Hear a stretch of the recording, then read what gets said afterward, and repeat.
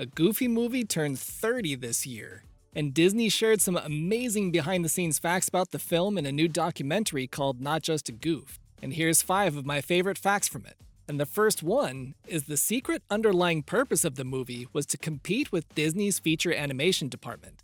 The head of Disney Animation, Jeffrey Katzenberg, was pushing the studio to make cheaper films that could still measure up to the quality of the feature films department. So Katzenberg enlisted a talented but unproven group of filmmakers, such as director Kevin Lima and head of story Brian Pimentel, the monumental task of trying to create this quality yet cheaper film based on one of Disney's core characters.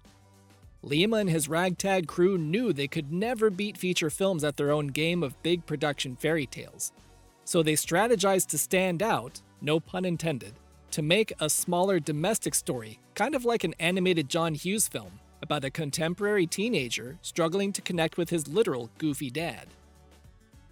Full-length movies need characters with emotional depth, so a big problem the filmmakers had to solve was how to turn a one-dimensional character like Goofy into a three-dimensional one. Well, not literally 3 dimensions, but you know what I mean. Brian Pimentel revealed that it took several story revisions over the course of a year and a half to perfect Goofy's emotional depth. At first, the story was more like a 90-minute Goofy cartoon, but with each revision, it became more and more emotionally dynamic. The next challenge in giving the story emotional depth was being able to get that depth out of the actors' performances in the recording booth.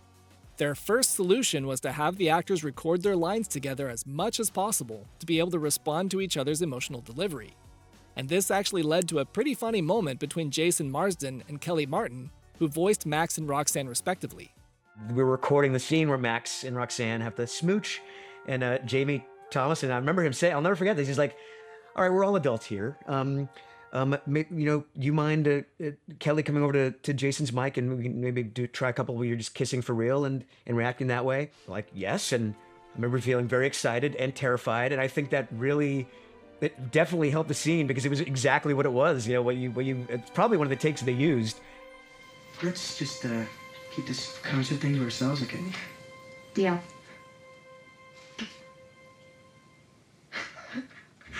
We're not adults. What happened?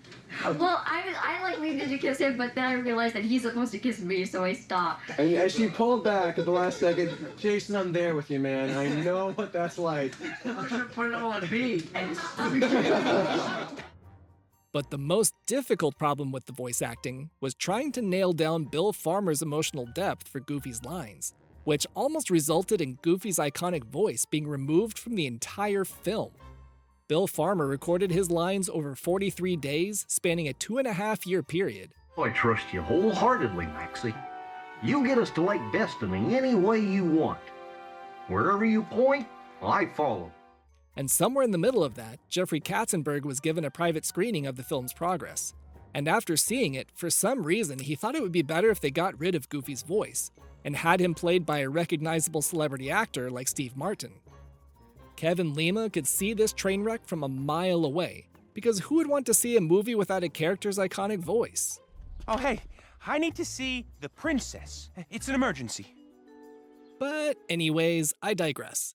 So Lima suggested that before changing anything, they should have Bill Farmer record his lines with his normal voice to see how it looked.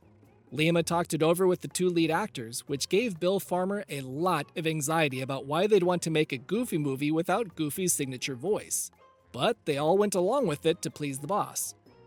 After showing Katzenberg the version of the film with Farmer's regular voice, Kevin Lima had the guts to admit he thought this was a very bad idea.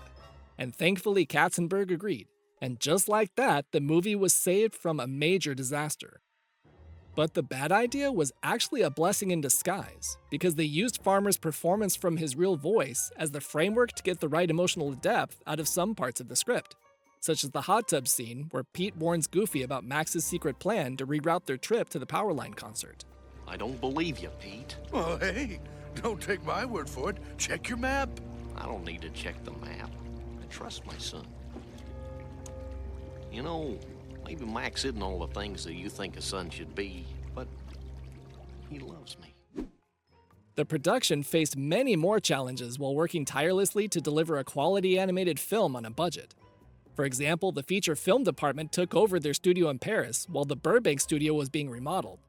So Lima's production was demoralized and sent downstairs to the basement, where they had to piece together a functional studio environment out of basically anything they could find to stay productive. It also didn't help that Katzenberg was extremely busy with The Lion King. You know, one of the most successful animated films of all time. So the approval meetings he had with the Goofy team were so early in the morning that he'd often fall asleep during the screenings. And then later on, he'd deliver notes that some things about the movie weren't making sense, which was because he slept through parts of the movie. But one of the biggest production challenges happened when the movie was almost finished, and they noticed a small little dot in every frame of the movie, which they discovered was a missing pixel that had burned out on the monitor they used to display the images while filming with an overhead camera. So they had to buy a new monitor and reshoot the entire movie again, while examining every frame to check for imperfections to make sure they didn't make the same mistake twice. That little black dot put them way behind schedule, which pushed back the film's release by several months. But in the end, it was actually a huge sigh of relief because it gave Lima's team the necessary time to finish the film to make it the amazing cult classic it is today. There's many more interesting facts about the movie, like how Standout wasn't one of the original songs in the movie. Can you imagine that? I love that song.